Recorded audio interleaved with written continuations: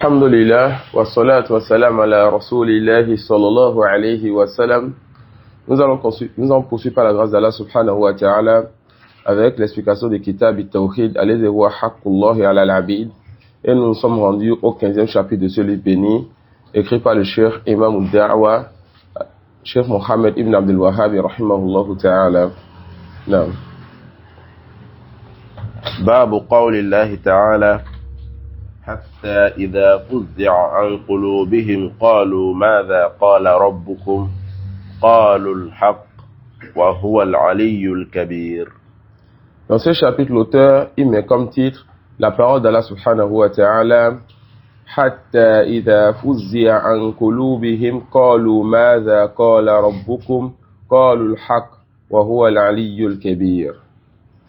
Allah subhanahu wa ta'ala, comme le dit Ahlus Sunnah wal Jama'a, Allah parle. Et Allah, lorsqu'il parle, on entend sa voix. Lorsque Allah subhanahu wa ta'ala, il décrète donc ce qu'il décrète dans les cieux, et que les anges entendent donc la voix de leur Seigneur, alors ils sont pris donc d'une peur et d'une grande peur. Ce qui amène certains anges, n'est-ce pas, à perdre donc la connaissance, sauf certains parmi eux. Et lorsque les frais, n'est-ce pas, qu'ils ont ressentis après l'avoir entendu la voix de leur Seigneur, cela les quitte. Ils disent donc, Mâza qala rabbukum. Qu'est-ce que votre Seigneur a dit? Alors aux autres anges, comme Jibril, de répondre al-haqq, ou bien de répondre donc ce que la révélation a donné.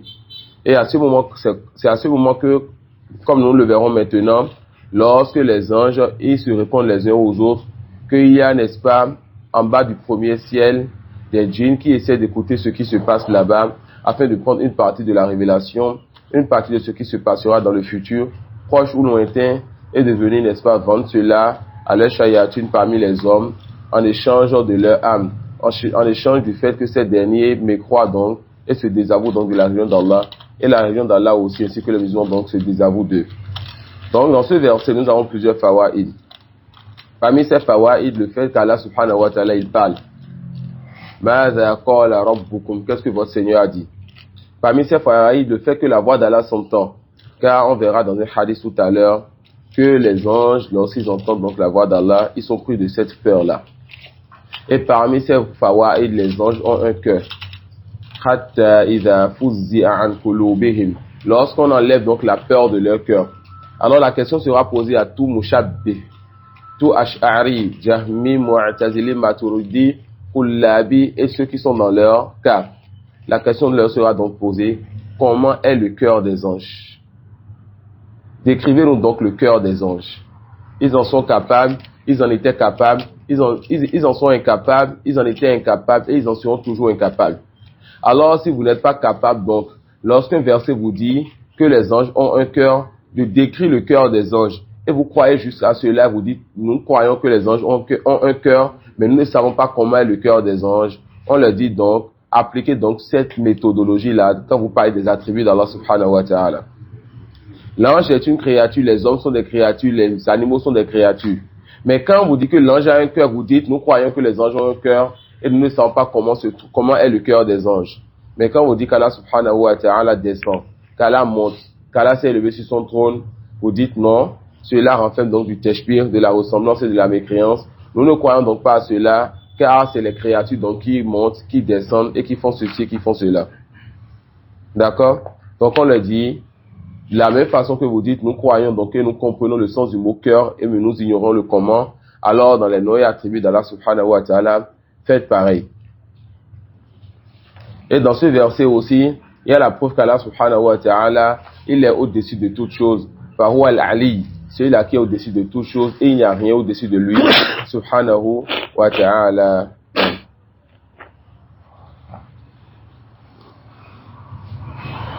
وفي الصحيح عن أبي هريرة رضي الله عنه عن النبي صلى الله عليه وسلم قال إذا قضى الله الأمر في السماء. Dans le recueil de hadith authentique, le prophète sallallahu alayhi wa sallam, il dit, إذا قضى الله الأمر.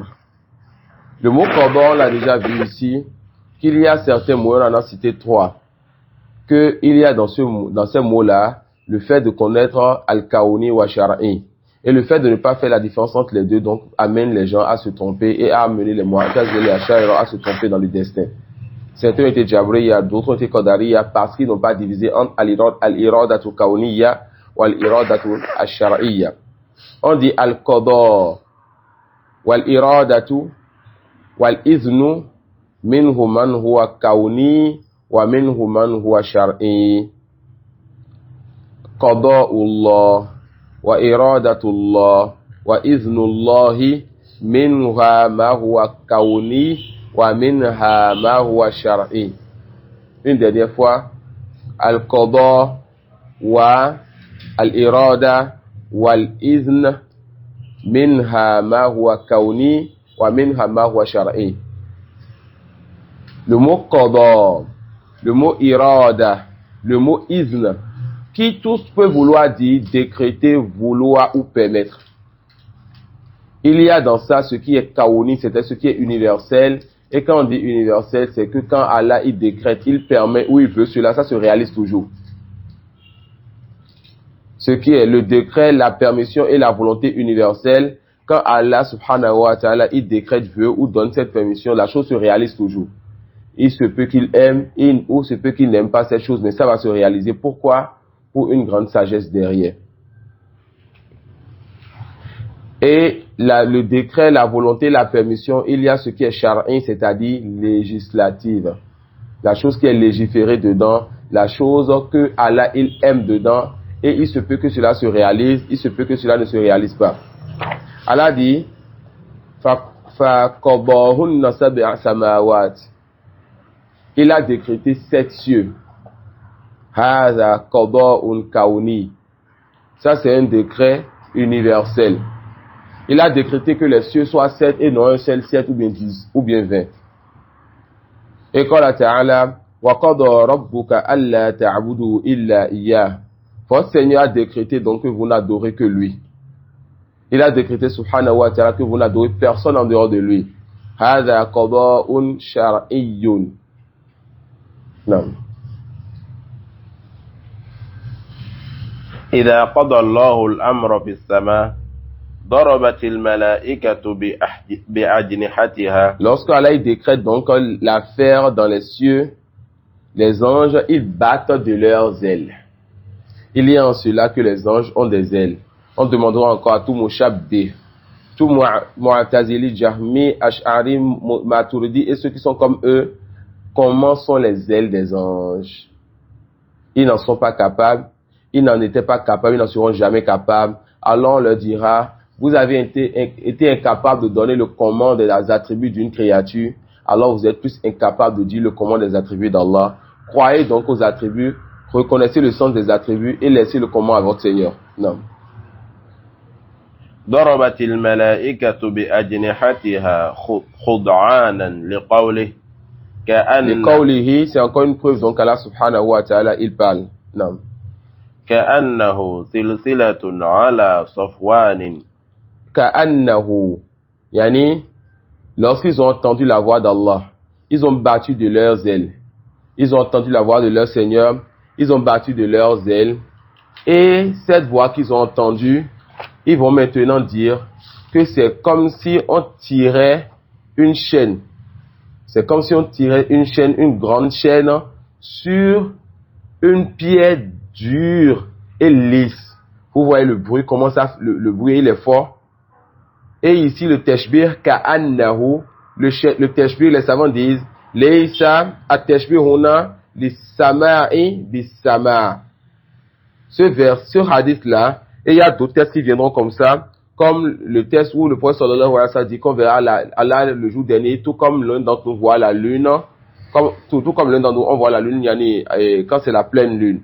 Le tashbih là-bas, le tashbih ici, on retient une règle, c'est quoi? Ici on dira, huwa tashbihun lis-sama'i bis-sama'.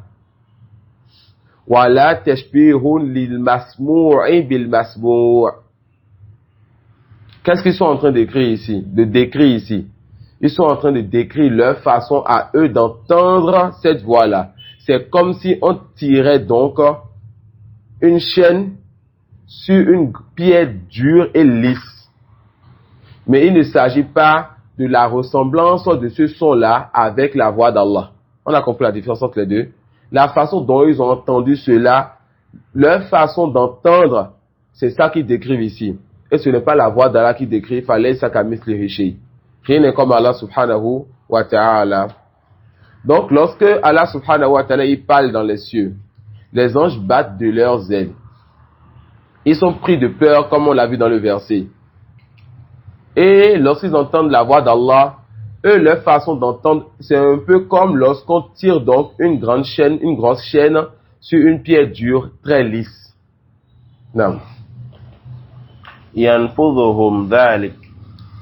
Yanfuzuhum dhalik, c'est-à-dire le son tellement cela les prend que cela rentre dans leur cœur, et voilà pourquoi ils sont pris de frayeur. D'accord, quand ils entendent la voix de leur Seigneur, cela rentre dans leur cœur et cela est lourd sur eux et ils sont pris donc d'une grande peur. Non.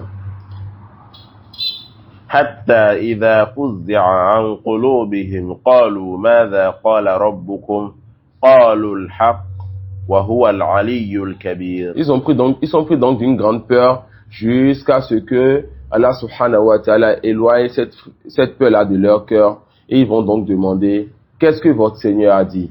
À certains d'entre eux, comme Jibril, de répondre qala al-haq, il a dit la vérité, ou bien bitafsil, ils vont dire maintenant Allah a révélé telle chose, Allah a dit telle chose, Allah a dit telle chose.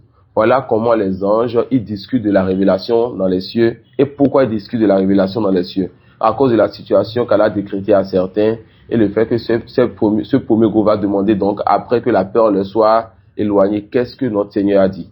Non. فيسمعها المسترق السمع. Lorsque l'échange là commence donc entre les anges, on a le mustariq sam. C'est que le mustariq sam, c'est le djinn qui voit l'information. Le djinn qui va aller écouter l'information. Et on va voir comment un peu ces djinns là faibles vont aller écouter cette information au ciel. Le premier ciel seulement. Non. ومسترق السمع هكذا. Non. Wa mustariq sam et hakaza. Ça, hakaza, parce que le rapporteur, il va décrire, n'est-ce pas, ce qu'il a vu. Non, tafadol. بعضه فوق بعض. Non. وصفه سفيان. Sofiane, le rapporteur, va maintenant décrire. Azamina al-mundaraj fil hadith. Sofiane, le rapporteur, va maintenant décrire ce qui s'est passé. Alors, dans le hadith, on va faire rentrer maintenant ce que le rapporteur, il a décrit. بكفه فحرفها وبدد بين أصابعه. Non. Alors, comment les djinns, eux, ils font alors pour aller écouter l'information au ciel? Sofiane, il va faire comme ça. Donc, les djinns, ils vont monter l'un sur l'autre. L'un sur l'autre. L'un sur l'autre. Les massakines. Jusqu'à ce qu'ils puissent atteindre le premier ciel. Vous voyez comment ils s'entraînent dans le faux? Jusqu'à ce qu'ils puissent atteindre quoi? Le premier ciel. Et quand ils atteignent donc ce premier ciel, ils vont espérer donc écouter une part de ce que les anges sont en train de se dire là-bas. Et, non. فيسمع الكلمة. Il va entendre juste une parole parmi ce que les anges se disent. Non. فيلقيها إلى من تحته. L'ange qui est en haut, qui a entendu le djinn qui est en haut, qui a entendu l'information, va donner ça à celui qui est en bas, qui donnera ça à celui qui le suit, qui donnera ça à celui qui le suit, ainsi de suite, jusqu'à ce que ثم يلقيها الآخر إلى من تحته. non. حتى يلقيها على لسان الساحر أو الكاهن. Jusqu'à ce que le dernier djinn vienne donc donner l'information donc aux devins ou aux sorciers ou aux marabouts, aux alphas que nous avons. Non. فربما أدركه الشهاب قبل أن يلقيها. Non. وربما ألقاها قبل أن يدركه. Allah subhanahu wa ta'ala, il a eu à mettre, n'est-ce pas, au ciel des étoiles. Et il se peut que ces étoiles atteignent donc le djinn avant que le djinn ne donne l'information. Et c'est soit donc l'étoile filante, ce que nous voyons dans le ciel. Il se peut donc quoi? Que l'étoile atteigne le djinn avant que le djinn ne fasse quoi? Ne donne l'information, alors qu'au Dial Am, l'affaire est terminée. Mission faillite. Cette mission, elle est échouée. Soit les djinns arrivent à transmettre l'information sans que l'étoile ne les touche. Alors là, ce devin, ce marabout, cet alpha, Est-ce qu'il aura toutes les informations sur le futur? La réponse, non. Il aura une information sur plusieurs autres informations. Alors, qu'est-ce qu'il fera? Il va alors mentir aux gens. Tafadhal. فيكذب معها 100 كذب. Il va mentir et ajouter alors 100 fausses informations à cette seule vérité qu'il aurait reçue. De qui? Des djinns qui ont reçu ça comment? En volant cette information-là aux anges qui, eux, ne connaissent pas l'invisible. Les anges qui ont appris l'information après qu'Allah ait dévoilé l'information qui devait se produire dans les jours, dans les mois à venir. Non. فيقال أليس قد قال لنا يوم كذا وكذا. Il a donc dit une information vraie, et vous savez donc sa chaîne de transmission. Et il a dit alors 100 mensonges sur l'information vraie. Cette année, il y aura beaucoup de femmes qui vont accoucher des jumeaux. C'est peut-être ça l'information vraie. Ça peut aller. Dans l'année, on a eu beaucoup de choses. Il va dire qu'il y aura des accidents, beaucoup de pluie, que les végétations, quand c'est le maïs, ça va pas marcher, mais quand c'est autre que le maïs, ça marche. Tous les autres, c'est le contraire qui se passe. Le maïs, ça marche. Peu d'accidents, peu de pluie. Tout ce qui dit ça, c'est le contraire qui se réalise. Mais quand la chose ne se réalise pas, personne ne pense à lui. Hein. Jusqu'à ce qu'on ait vu que 3, 4, 5, les informations disent que cette année, il y a eu 10, 15, 20, 25 femmes qui ont fait des jumeaux. Ils diront alors, est-ce que papa ne nous avait pas dit ça un jour? Ils ont oublié les 100 mensonges, ils sont accrochés à la seule vérité que ce prétendu papa aurait pris d'une chaîne de transmission, Moussal Saloum bi Kazabin, Dajjalin, une chaîne de transmission remplie de qui? Des djinns. Et le prophète sallallahu alayhi wa sallam a fait le jarh. Wa huwa kazoub. Et ces informations ont été prises de qui? Des anges qui ne connaissent pas l'invisible, mais qui ont tout simplement reçu leur information de qui? De Rabbul Alamin, quand il a décrété ce qui allait se passer cette année-là. Alors quand ils se foutent de nous et qu'ils disent donc, le 31 décembre, fin d'année, ou le premier début d'année, ils vont alors aller voir les gens de tronc, les gens de fer, etc. Pourquoi? Pour pouvoir voir ce qui va se passer dans l'année et faire des sacrifices, etc. On leur dit donc, cette personne est soit un arnaqueur, un plaisantin qui va juste tout simplement vous vendre de fausses informations contre votre argent, contre vos sacrifices et manger la viande que vous avez sacrifiée avec sa famille. Ou bien quelqu'un qui réellement a eu à faire des pactes avec ces djinns, qui soit quelqu'un qui se veut de l'islam et l'islam se désavoue de cette personne, ou carrément un animiste. Ou même chez les gens de Boubaoui ou autres aujourd'hui, ceux qui font les visions. Non? Les woli. Les woli, c'est le mot wali qu'ils ont changé. Exactement. Machadidom. Les woli chez les Boubaoui, oui. Alors, ces gens-là qui font ces pactes avec les djinns, en échange de leur coffre et en échange du fait de vendre leur vie dernière et le bonheur dans ce bas monde avant toute chose, ils vont alors espérer que le djinn arrive à revenir avec l'information sans se faire attaquer, sans se faire, n'est-ce pas, toucher par l'étoile. Alors, soit le djinn a échoué, lui, il faut que chaque année il parle. D'accord? Ou bien le djinn a réussi, il a reçu une information et il va alors plaisanter devant vous, faire des sacrifices, des rituels, tuer des choses. Vous allez vous fatiguer autour de cette divinité, rester là, dans ces poubelles où tout sont autour de lui. Et à la fin, et comme on apprend que certains font maintenant la nuit de Ashura à Parakou, carrément c'est un livre qu'ils ont. C'est un livre qu'Allah aurait révélé. On ne sait pas d'où ils ont sorti ce livre-là. Et chaque nuit de Ashura, ils vont prédire l'avenir. Et ça, c'est nos imams et nos alpha qui font cela à Parakou. Chaque nuit de Ashura, après avoir fait certains rituels et certaines choses avec les mouchrikoun, le soir, eux, ils vont prédire l'avenir. Le soir, ils vont faire quoi? Prévenir l'avenir. Ils ont déjà prédit l'avenir de cette année. Ils ont déjà fait quoi? Prédire l'avenir de cette année. Allah Mustan. Donc, ils vont dire une vérité comme des mensonges, sans mensonges.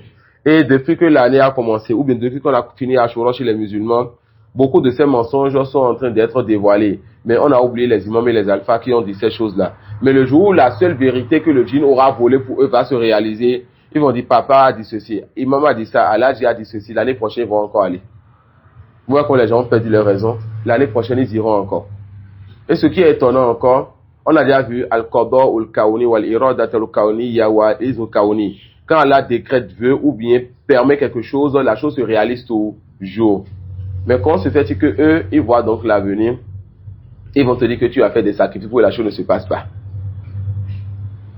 Hein? Donc eux, c'est un décret qui avec un sacrifice ne se réalise donc plus. On leur dit c'est donc étonnant votre affaire. Cela montre alors votre mensonge Car vous venez de déclarer que ce que vous avez vu, la chose peut ne pas se passer. La chose peut ne pas se réaliser. Sauf si ceux-là qui veulent faire le sacrifice ont donc la croyance qu'ils sont capables de changer le décret. Et ça, c'est pour Allah seul. Fazadu kufron. Ils ont alors augmenté encore en mécréance. Quelle est donc la situation du ciel quant aux étoiles? Quelle est donc la situation du ciel quant aux étoiles? Les savants disent que la situation du ciel quant aux étoiles est de 3 types. Les savants disent que la situation donc du ciel, du premier ciel, quant aux étoiles est de 3 types. Avant l'envoi du prophète Mohammed sallallahu alayhi wa sallam, il y avait peu d'étoiles dans les cieux, alors il y avait beaucoup de djinns qui allaient écouter. Voilà pourquoi dans le temps de la Jahiliya, un peu avant la vie du prophète sallallahu alayhi wa sallam, pour ceux qui lisent l'histoire et essaient de faire le tatabbu'an, Massa el Jahiliya verra donc il y a beaucoup de devins. Beaucoup de personnes qui prédisaient l'avenir. Surtout chez les juifs, les arabes, les animistes et beaucoup de groupes égarés. Donc, il y avait quoi? Beaucoup de devins. Pourquoi? Parce qu'ils avaient leur forfait. Leur forfait était actif. C'était quoi leur forfait? Les djinns pouvaient aller facilement là-bas et écouter les informations car il y avait peu d'étoiles. Voilà pourquoi lorsque le prophète sallallahu alayhi wa sallam il est venu, les sorciers, les devins ont commencé à dire mais quelque chose est en train de se passer. Pourquoi? Parce qu'ils ont maintenant peu d'informations des djinns. Ils regardent le ciel, il y a beaucoup d'étoiles. Donc après la voix du prophète Mohammed sallallahu alayhi wa sallam, Allah a donc rempli le ciel d'étoiles et très peu de djinns pouvaient aller écouter l'information. Et il y avait une sagesse derrière cela. Quelle est donc la relation entre l'envoi du prophète sallallahu alayhi wa sallam et le fait que les djinns ne puissent plus écouter les informations sur l'avenir? Afin qu'il y ait une réponse? Et ça? La révélation du prophète. Non. Non. Est-ce qu'on ne demande pas Non. Non. Afin que les gens ne disent pas donc que le devin là aussi est un prophète, car le devin va aussi apporter des informations sur l'avenir. Le prophète sallallahu alayhi wa sallam va venir avec des informations sur l'avenir et des miracles, afin qu'il n'y ait pas donc de ressemblance entre le messager d'Allah et ses sorciers et ses devins. Vous voyez comment Allah subhanahu wa ta'ala a préservé sa religion. Vous voyez comment Allah subhanahu wa ta'ala il aime son messager, il aime cette religion. Et toutes ces choses augmentent la foi du croyant. Toutes ces choses montrent donc l'amour qu'Allah a pour cet islam-là. Et ça nous amène à nous attacher encore plus à cette religion. Juste parce qu'il a envoyé son messager, il a rempli son ciel, n'est-ce pas, d'étoiles, et a empêché quelque chose qui se passait avant l'envoi des messagers. Il a empêché donc que les djinns soient encore capables d'écouter les informations du ciel, afin que les devins ne continuent pas à parler de l'avenir. Quand le devin dit donc qu'il y aura telle chose qui va se réaliser, et le prophète sallallahu alayhi wa sallam dit que telle chose va se réaliser, les gens ne savent plus qui est qui. Non. Il a fermé toutes ces portes-là afin que la vérité soit claire. Ça peut aller, on a compris ça? Et la troisième situation donc, pour la deuxième situation, c'est ça qu'Allah subhanahu wa ta'ala dit, wa anna kunna naq'udu minha maq'ida lis-sam'i faman yastami' al-ana yajid lahu shihaban rasada. Allah subhanahu wa ta'ala dit que en parlant des djinns, qu'avant, donc avant quoi? Avant la révélation. Avant la révélation, kunna naq'udu minha maq'ida lis-sam'. Non? Ils disent quoi? Avant, ils montaient donc vers ces cieux, vous savez comment ils montent? Avec leur faiblesse et cette humiliation de se mettre l'un sur l'autre. Avant, ils montaient afin d'aller prêter donc attention donc à ce qui était dit là-bas. Masakin. Un peu comme des gens qui montent les uns sur les autres et vont aller rester en haut pour voir ce que les voisins sont en train de dire là-bas. Vous voyez comment Allah il les a humiliés par cette situation-là. Ils disent quoi? Celui qui va entendre maintenant, va chercher à aller écouter maintenant, cette personne sera donc quoi? Pourchassée donc par des étoiles qui sont ardentes. Ça peut aller. Donc on a la situation, ce verset est pour montrer la situation avant l'envoi du prophète sallallahu alayhi wa sallam et la situation lorsqu'il a été envoyé sallallahu alayhi wa sallam. La troisième situation, c'est après sa mort sallallahu alayhi wa sallam. Après sa mort, les djinns ont encore eu maintenant la possibilité d'aller écouter ce qui se passe au ciel. Et celui d'entre vous aujourd'hui qui lève la tête verra le plus souvent le ciel clair, le ciel avec peu d'étoiles. D'accord? Moins d'étoiles, beaucoup de djinns qui écoutent et beaucoup de devins qui vont alors plaisanter avec les gens sur la tête d'Allah. Voilà pourquoi il n'est pas permis pour nous d'aller écouter le devin, d'aller le croire. Car beaucoup de ce qu'il dit, c'est du faux. Et le peu qu'il dit alors, c'est l'information, n'est-ce pas, d'Allah subhanahu wa ta'ala qu'il a volé. Veux-tu acheter ce qu'on a volé de ton Seigneur? Prends donc garde à aller écouter les devins. Prends garde à lire l'horoscope. D'accord? Prends garde à faire quoi? À lire l'horoscope. Car l'horoscope, les alphas qui prétendent l'avenir, les devins et les gens du tronc et du phare et tout ça, tous ces gens-là te vendent donc ce que les djinns ont volé parmi les informations de ton Seigneur. Prête donc garde à ce que ton Seigneur te prenne avec le bien qu'on lui a volé dans ta main. Prends garde à chercher à connaître l'avenir. On t'a demandé de te soumettre au décret d'Allah, même si tu ne sais pas ce qui est dans cet invisible. Mais il est interdit pour toi, et de la plus grande interdiction, il est du polythéisme et de l'associationnisme et de la mécréance que tu cherches donc à connaître l'avenir par autre que ce que ton Seigneur a légiféré. Par autre que quoi? Que ce que ton Seigneur a légiféré. Non. فيصدق بتلك الكلمة التي سمعت من السماء. وعن نواس ابن سمعان رضي الله عنه قال قال رسول الله صلى الله عليه وسلم إذا أراد الله أن يوحي بالأمر تكلم بالوحي أخذت السماوات. إذا أراد هنا إرادة كونية. Quand Allah subhanahu wa ta'ala il veut décréter et il décrète, lorsqu'il veut décréter alors une affaire, alors il parle.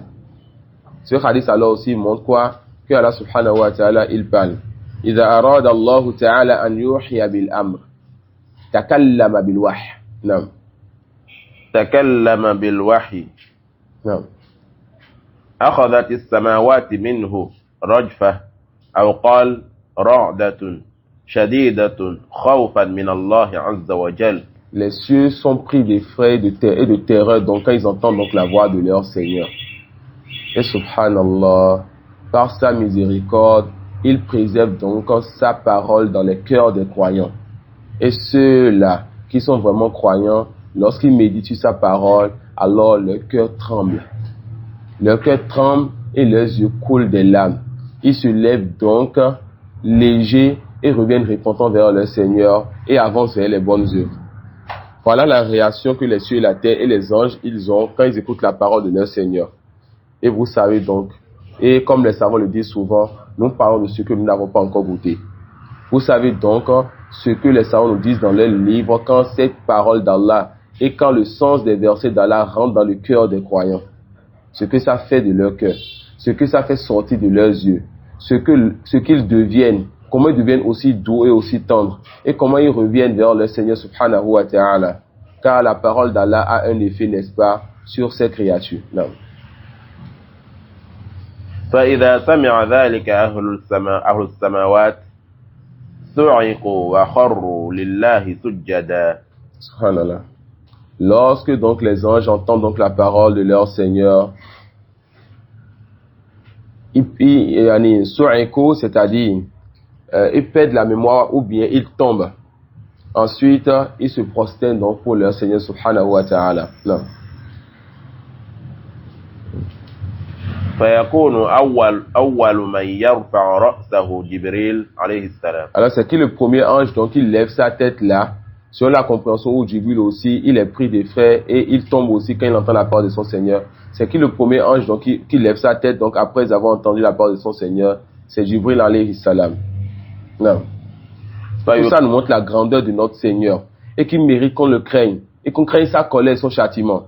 Lorsque Moussa lui dit donc je veux te voir Seigneur, il dit tu ne peux pas encore me voir dans ce bas monde. Si tu pouvais me voir, alors cette montagne qui est plus grosse que toi et plus sabide que toi, plus ferme que toi, va rester. Et la montagne n'a pas pu supporter donc la vision de son Seigneur. Lorsque les anges ils entendent la parole de leur Seigneur, voilà donc la réaction des anges. Voilà donc ce qui se passe donc aux cieux. N'allons donc pas craindre notre Seigneur, n'allons donc pas connaître la valeur de notre Seigneur et nous soumettre pleinement à lui alors qu'on n'est rien parmi ces autres créatures. Non. فيكلمه الله من وحيه بما أراد ثم يمر جبريل على الملائكة كلما مر بسماء سأله ملائكتها. Donc, lorsque Jibril lève la tête, Allah maintenant lui donne la révélation. Voilà pourquoi on a dit quoi? Qui est-ce qui entend le Coran de la part de son Seigneur?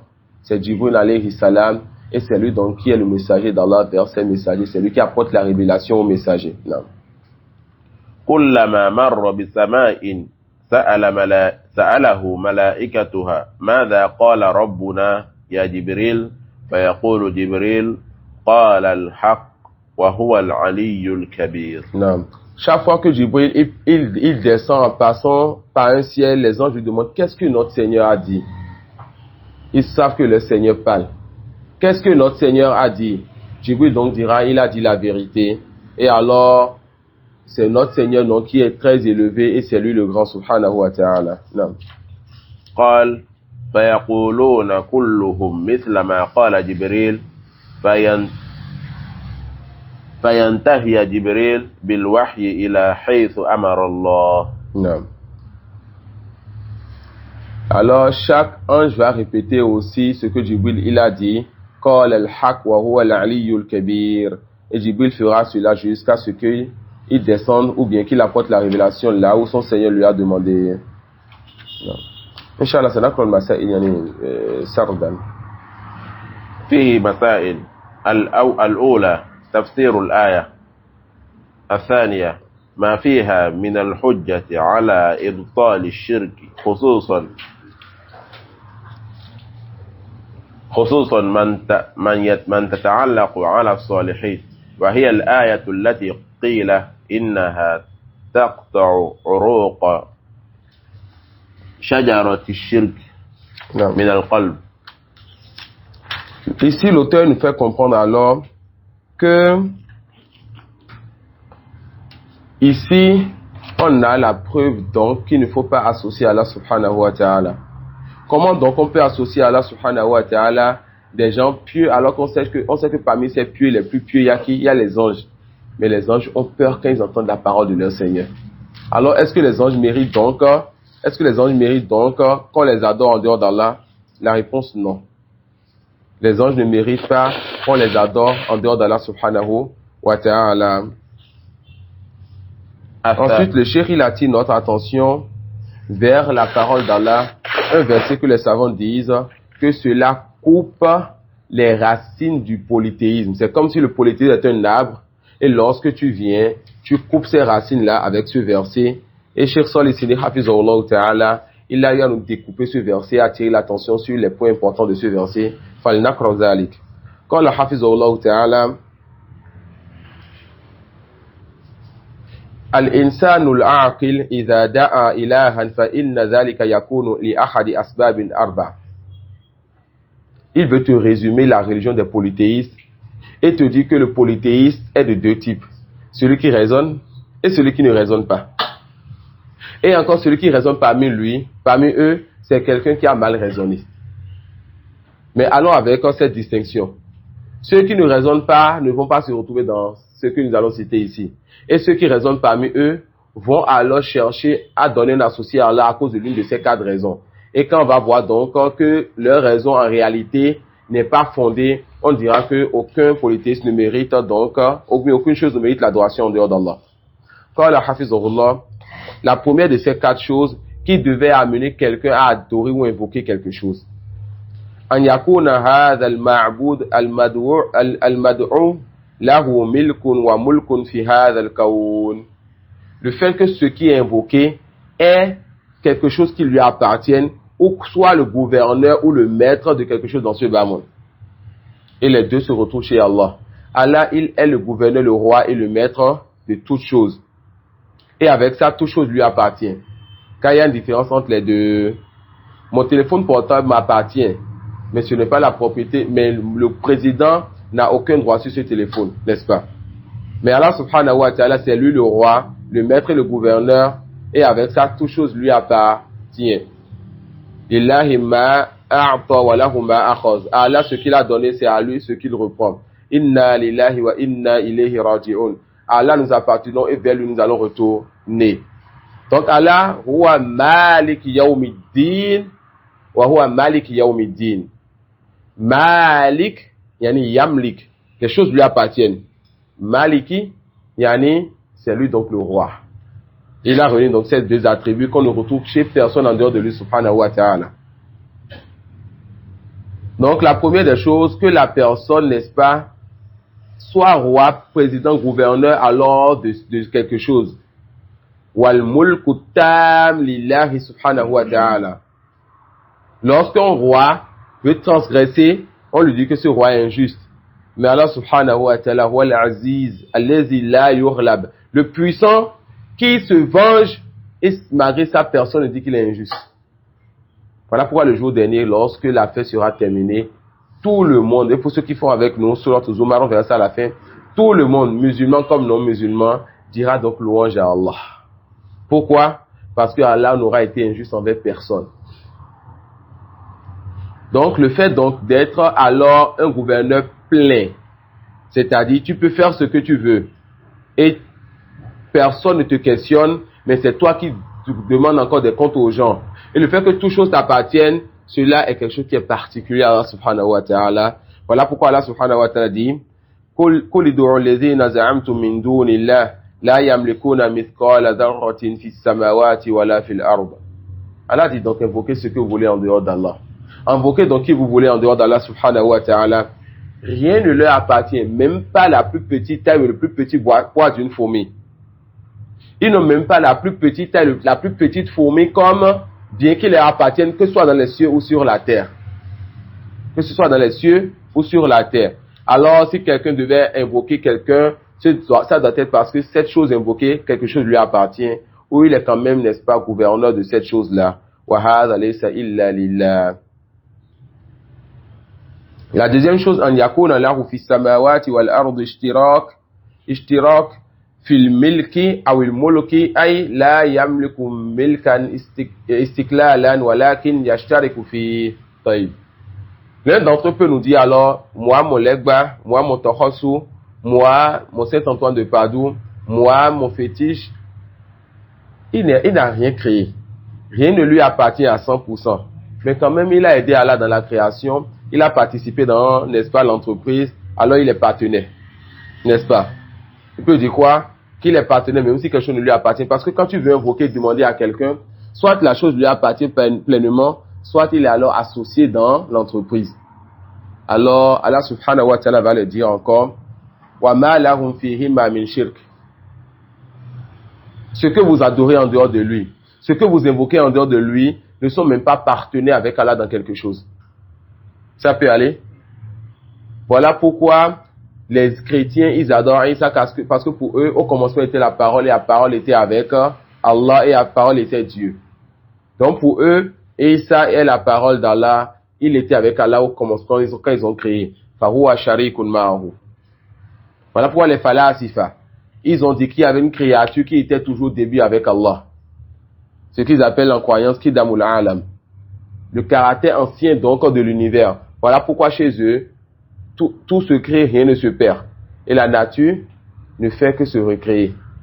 Voilà pourquoi vous allez voir parmi ceux qui dérivent de ces mauvaises croyances, ceux-là qui sont, c'est pas qu'on appelle les naturalistes ou bien un truc dans ce sens. Ceux-là qui veulent toujours préserver la nature. Car pour eux, la nature, si ça disparaît, tout a disparu. Ce n'est pas Allah. C'est la nature qui est ancienne. Allah a peut-être créé, ensuite il a délaissé, et c'est la nature qui se refait. Voilà pourquoi ils vont dire à nos sœurs en France, quand elles portent le niqab, quand elles portent le voile, elle a amende, elle doit payer amende. Mais quand l'un d'entre eux va rester totalement nu sur son vélo, non, celui-là, il est en train de préserver la nature. Masha'Allah. Il préserve la nature comment? En restant nu, dans les parcs, devant les enfants, devant les filles, en conduisant le vélo, totalement nu. Mais celle qui va porter le voile et le niqab, non, celle-ci, il faut qu'elle porte amende. Et celui qui connaît la situation de la France, cette personne sait ce qui se passe là-bas. Donc, eux aussi, ils ont fait quoi? Ils ont donné dans le wujud. On a vu Tawhid al-Rububiyya, Uluhiyya et Asma Sifat. Non. Même dans le wujud, dans l'existence, ils ont donné l'associé à Allah. Les chrétiens ont donné la parole d'Allah qui est Isa chez eux. Quand ils ont mal compris ce sens. Quand nous on dit que Isa est la parole d'Allah, qu'est-ce qu'on a dit? Isa est la parole d'Allah, c'est-à-dire? Non. Il a été créé à partir de la parole. Chez eux, c'est pas qu'il a été créé. Il est la parole. Et la parole était avec Dieu. Selon eux, chez Dieu. Alors, qu'est-ce qu'il faut dire? Il faut dire alors que Isa, il est associé avec Allah. Voilà pourquoi certains chrétiens, même s'ils te disent que Isa n'est pas le fils de Dieu, hein, mais c'est un prophète, attention, est-ce qu'il a délaissé la parole? Au commencement, il était la parole. Tant qu'il n'a pas délaissé cela, il doit dire que ça doit être adoré. Ça peut aller quand il est quoi? Sharikun ma'allah fil khalq. Il est associé avec Allah dans la création. Le troisième point, le cheikh il dit hafizallahu ta'ala, an yakuna zahiran muawinan wa waziran lillahi yasta'inu Allah bihi. Le fait donc que cette chose que vous adorez en dehors d'Allah aide donc et assiste Allah dans les affaires des cieux et la terre. On a dit que quelque chose lui appartient dans les cieux et la terre et rien n'appartient à autre qu'Allah dans les cieux et la terre. Toute chose appartient à Allah subhanahu wa ta'ala. Lillahi al-mulku tam. Allah subhanahu wa ta'ala appartient donc toute la royauté. Wallahu al-milku tam. Et n'est-ce pas, c'est à lui, n'est-ce pas, que toute chose personnelle comme publique appartient, subhanahu wa ta'ala. Deuxième chose, donc, que ces choses que vous invoquez, vous adorez en dehors d'Allah, soient donc associées à mon Seigneur dans quelque chose. Et on a vu que ce n'était pas le cas. Troisième chose alors, qu'ils aident donc Allah dans quelque chose, qu'Allah ait besoin d'eux. Et Allah, parmi ces noms, c'est quoi? As-Samad. Alladhi tasmudu ilayhi al-khalaiqu fi masailihim wa hajatihim. As-Samad, celui-là vers qui revient toutes les créatures dans leurs besoins. Tout le monde a besoin d'Allah, wa huwa al-ghaniyyu 'anil 'alamin, et c'est lui qui se passe de tout le monde. Voilà pourquoi plus d'une fois il vous dit que si vous ne croyez pas, il est capable de vous faire partie, de faire venir nos peuples qui va faire ce qu'il veut de vous. N'est-ce pas? Donc Allah n'a besoin de personne, même pas de Jibril. Voilà pourquoi les savants nous éduquent en disant qu'Allah subhanahu wa ta'ala ar-Rahman wa al-Arsh istawa. Le tout miséricordieux s'est élevé sur son trône et il n'a pas besoin du trône, mais c'est le trône qui a besoin de lui.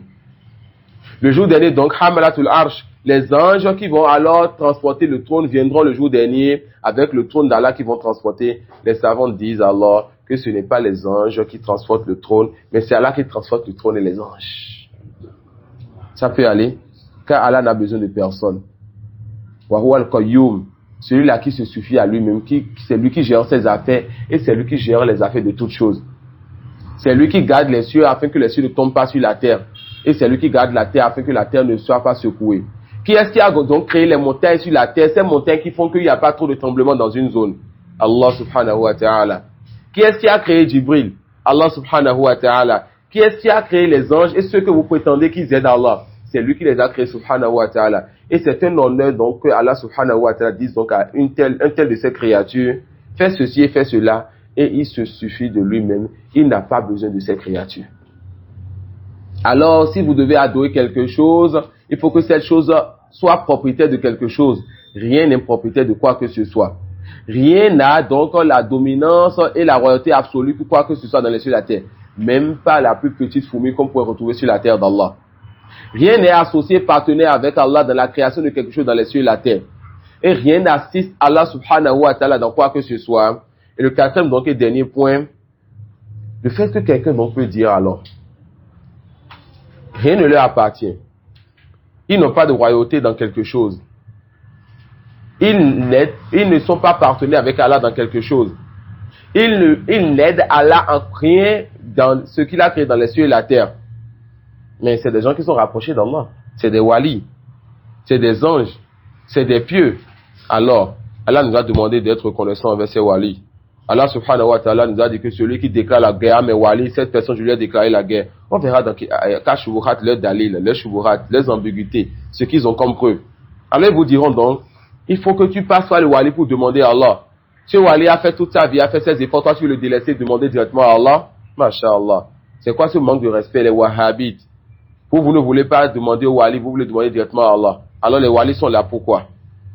Non, voilà pourquoi donc les walis sont là. Le tombe est là et à côté des tombes en même temps, il y a la raison pour laquelle ils veulent qu'on passe par les walis, la caisse de la tombe du wali. Car vous n'allez donc pas trouver un mausolée, une tombe sans avoir la caisse à côté. Voilà pourquoi souvent je demande quand quelqu'un me dit, on a eu à échanger entre nous, quand quelqu'un me dit qu'il y a tel lieu, qui font tel culte, et le frère en parlait ne cite que des choses comme les adorations, les shirkiyat qu'ils font, mais tu dois voir qu'il doit avoir un gardien qui doit entretenir, des gens qui sont initiés, ils doivent toujours avoir la caisse.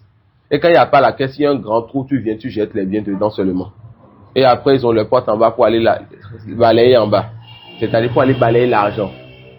Et quand toi tu viens ton temps pour faire des rituels, prétendre demander quelque chose sans donner l'argent, tu veux avoir la chose comment? Ce n'est plus il faut passer par le wali pour obtenir le bien. Mais aussi donner l'argent fait partie des choses importantes pour obtenir le bien. D'accord? On s'est devenu un commerce et les soufis, comme on l'a déjà dit plus d'une fois, leur ventre, c'est ça le plus important chez eux. Wallah Mustan. Donc, le quatrième point, c'est alors quoi? Le cheikh dit, c'est-à-dire, il peut avoir l'intercession. Il peut intercéder auprès de toi, auprès d'Allah pour toi. Yani, cette personne peut donc demander à Allah et Allah te donne ce que tu veux. Ce wali, ce mort, ce fétiche, cet ange-là, cette pierre-là qui n'a jamais fait de péché, ce soleil qui n'a jamais fait de péché, peut demander à Allah pour toi. Allah subhanahu wa ta'ala dit, وَلَا تَنْفَعُ الشَّفَاعَةُ إِنْدَهُ إِلَّا لِمَنْ أَذِنَ لَهُ. L'intercession n'est alors bénéfique auprès de lui que pour celui à qui il a donné la permission. Et la parole sur l'intercession viendra dans le chapitre suivant, Inch'Allah. D'accord? Et Allah subhanahu wa ta'ala dit, comme c'est vu dans le Coran, قُلْ لِلَّهِ الشَّفَاعَةُ جَمِيعًا. Subhanallah. Dit, à Allah appartient toute l'intercession. Pour ceux-là qui ont la langue arabe, ils ont compris le hasra dans ce verset. On devrait dire quoi? قُلْ الشَّفَاعَةُ جَمِيعًا ou قُلْ الشَّفَاعَةُ لِلَّهِ. Dit l'intercession est à Allah. Mais taqdimu al-khabar. Qul lillahi. Dit à Allah ash-shafa'atu jami'a. Dit à Allah appartient toute l'intercession. Donc le fait de dire à Allah appartient, on a déjà vu le hasr ici. Et notre grand frère, quand on a eu à échanger sur la ilaha, nous avons encore enseigné ça en français. N'est-ce pas? Ça veut dire quoi? Lillahi ash-shafa'atu. L'intercession n'est pour personne si ce n'est que pour Allah. Toute l'intercession appartient à Allah subhanahu wa ta'ala. Et la parole de l'intercession viendra en détail tout à l'heure, Inch'Allah. Jami'an. Il n'a laissé rien parmi l'intercession qui appartiendrait donc à quelqu'un en dehors de lui. Subhanahu wa ta'ala. On a compris ça? Non. L'intercession appartient à Allah. L'intercession, c'est un milk d'Allah subhanahu wa ta'ala. L'intercession, c'est un milk d'Allah. Les savants disent, هذا اللام للملك والاستحقاق. Le lam lillahi, le lam qui est venu, n'est-ce pas, lil milki, pour montrer que c'est une chose qui lui appartient à lui. Quand on dit que ça lui appartient à lui, ça veut dire quoi? Ça veut dire que ce n'est pas donc à Tijani, à Al-Jilali, Isa, ou bien même le prophète sallallahu alayhi wa sallam de se lever le jour dernier de dire non, c'est bon, vous êtes fatigué, je vais aller intercéder, non. Voilà pourquoi on le verra, le prophète sallallahu alayhi wa sallam va faire quoi?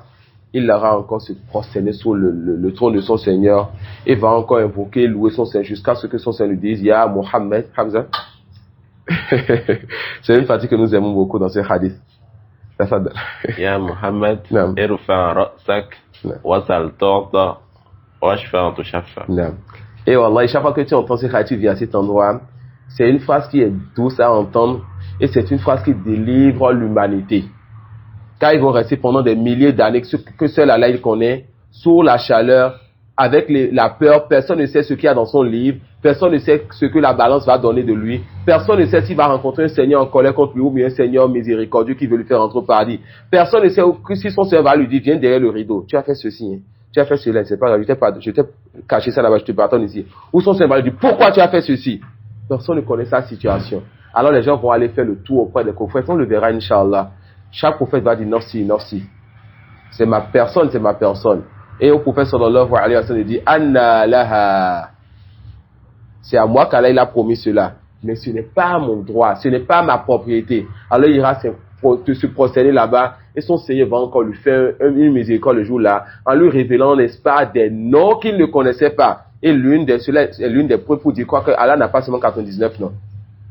Car le jour dernier, le prophète sallallahu alayhi wa sallam va encore faire les louanges de son Seigneur. Et les louanges, Allah se fait avec ses noms et ses attributs. Il fera encore les louanges de son Seigneur par des termes qu'il ne connaissait pas dans ce bas monde. Pour montrer que la science, elle est vaste. Et que Allah subhanahu wa ta'ala, personne ne peut le connaître totalement. Et tellement il fera les louanges, il va rester là tellement que son Seigneur va lui dire donc, oh Mohammed, lève donc ta tête. Et demande, on te donnera. Et intercède, donc on va accepter ton intercession. Ces trois phrases, fi'l amr, c'est l'ordre que Allah donne à son messager pour répondre à la question de notre frère, le frère Abdou Samad. L'intercession appartient à Allah. c'est Allah qui va donner l'ordre à son prophète d'intercéder, et il va intercéder. Et le lam est donc l'île milk, donc ça appartient à Allah, walil istihqaq. Allah seul mérite qu'on lui demande l'intercession. Ça peut aller. Allah seul subhanahu wa ta'ala mérite qu'on lui demande donc l'intercession.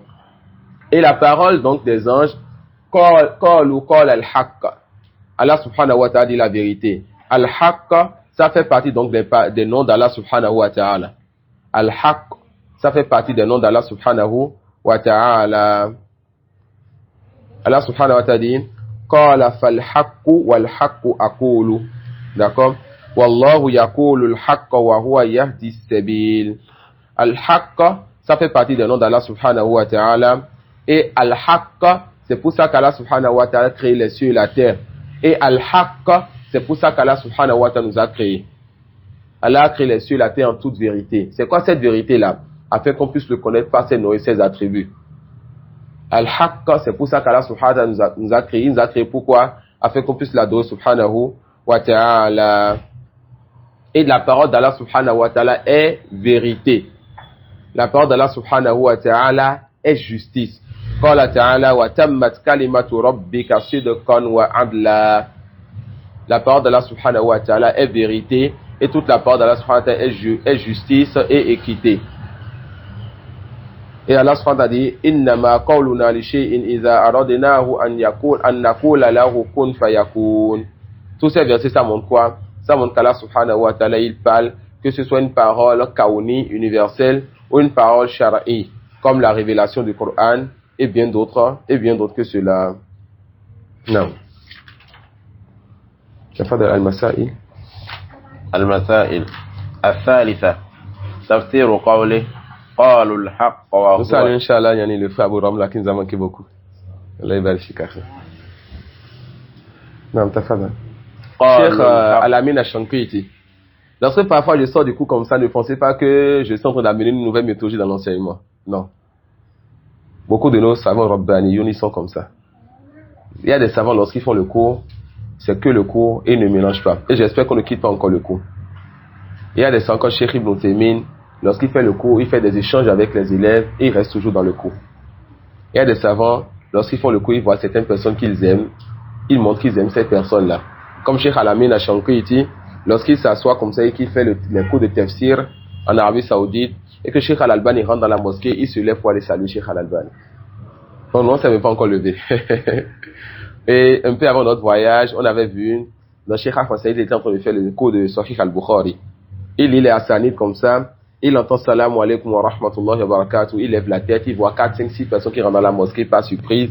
Et il s'agit de Cheikh Abdourahman, qui est le cheikh de notre cheikh, le cheikh Mustafa, et le cheikh Abdourahman, il est un des élèves de Cheikh Ibn Taymin. Lorsqu'il a vu celui qui est rentré, alors son regard a changé, sa voix a changé, et la façon de répondre, on a senti qu'il est sorti un peu de son assise normale avant de se ressaisir encore de revenir. Non, tafadala. تفسير قوله قالوا الحق وهو العلي الكبير. نعم. الرابعة سبب سؤالهم عن ذلك. الخامسة أن جبريل يجيبهم بقوله بعد ذلك قال كذا وكذا. السادسة ذكر أن أول من يرفع رأسه جبريل. Tout ce que le cheikh cite ici, c'est le chose qu'on a déjà dit dans le hadith. Mais il y a beaucoup de masail ici, c'est peut qu'on a de nouvelles choses intéressantes, Inch'Allah. Tafadal. On va aller un peu plus vite, Inch'Allah. السابعة أنه يقول لأهل السماوات كلهم لأنهم يسألونه. الثامنة أن الغشي يعم أهل السماوات كلهم. Le cheikh il déduit ici alors que c'est tous ceux qui sont dans les cieux, donc tous les anges et autres, et Allah c'est mieux, ceux qui sont dans les cieux, tous donc seront touchés, n'est-ce pas, par cette parole d'Allah qui va les effrayer et qui va les faire tomber. Non. التاسع ارتجاف السماوات لكلام الله تعالى. Subhanallah. Le fait que les cieux donc vont trembler à cause de la parole d'Allah subhanahu wa ta'ala. Non.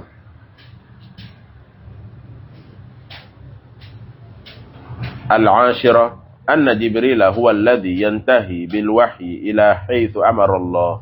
Et il a hisu amarahullah, le plus souvent ce soit donc de venir vers les messagers et de leur apporter donc la révélation.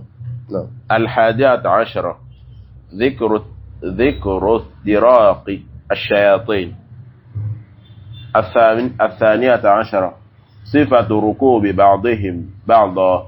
Donc, on a déjà décrit comment les anges montent les uns sur les autres, les djinns montent les uns sur les autres jusqu'à ce qu'ils aillent voler, n'est-ce pas, la parole d'Allah qui vient ensuite vendre, n'est-ce pas, cette parole volée donc aux gens. On a dit qu'il faut qu'on prenne garde à ce qu'Allah nous attrape et qu'il voit sur nous une part de ce qu'on lui a volé. Il s'agit de sa révélation. Non.